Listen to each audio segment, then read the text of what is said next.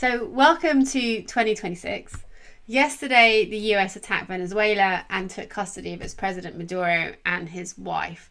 The situation is still very live, but two things can be simultaneously true. One, that Maduro was an autocratic ruler who oppressed his people.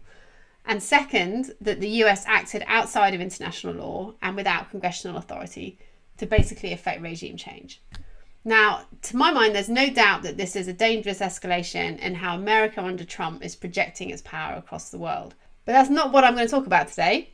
So instead, what I want to use this video for is just to highlight stories that you might have missed over the Christmas period to show how Trump is continuing to attack his perceived enemies and also undermine civil rights. So moving on to attacking enemies, Trump and his administration is continuing to go after anyone who gets in their way, however that happens to be. So, for instance, they fired US Army lawyer Christopher Day because they considered that he was granting asylum to too many people and thus defying the Trump administration priority to reduce immigration and, in fact, to deport people.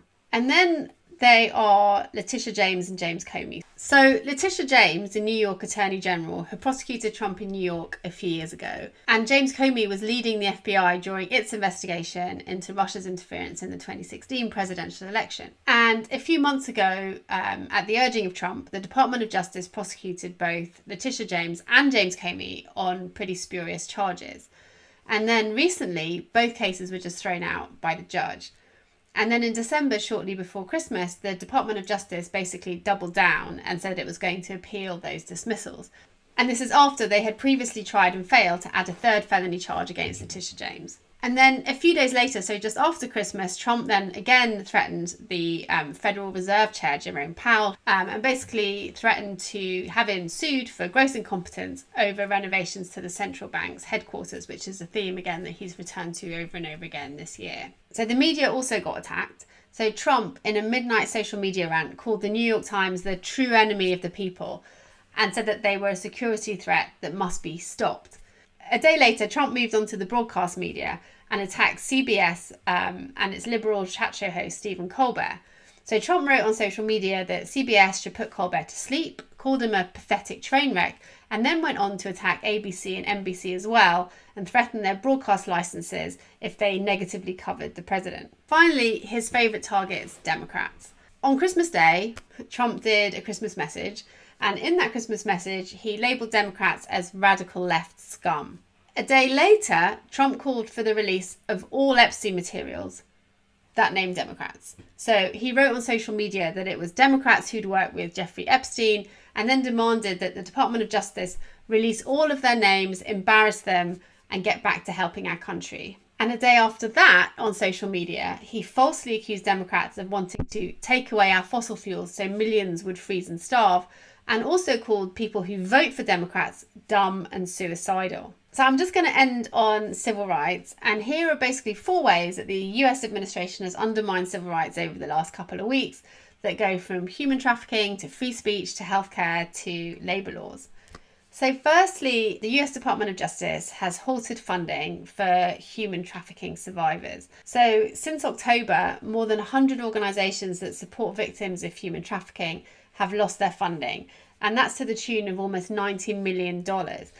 And what's really important about this is not just the fact that you now have victims without support, but then that $90 million was appropriated by Congress to support victims. And so it's not money that the president really has the power to end.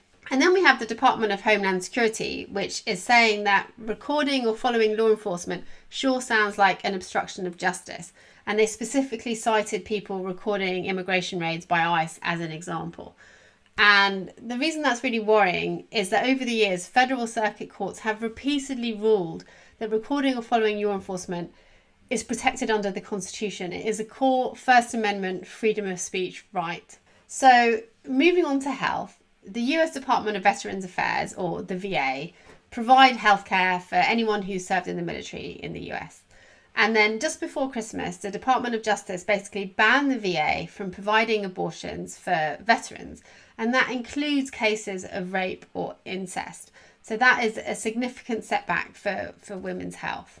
And then finally, the Department of Justice has launched investigations into the use of diversity initiatives in the hiring and promotion at major US companies, which includes companies like Google and Verizon, the phone operator.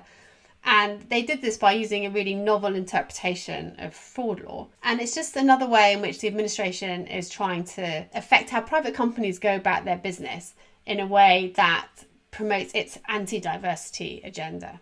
I'll be back next week with more under-the-radar actions from this administration.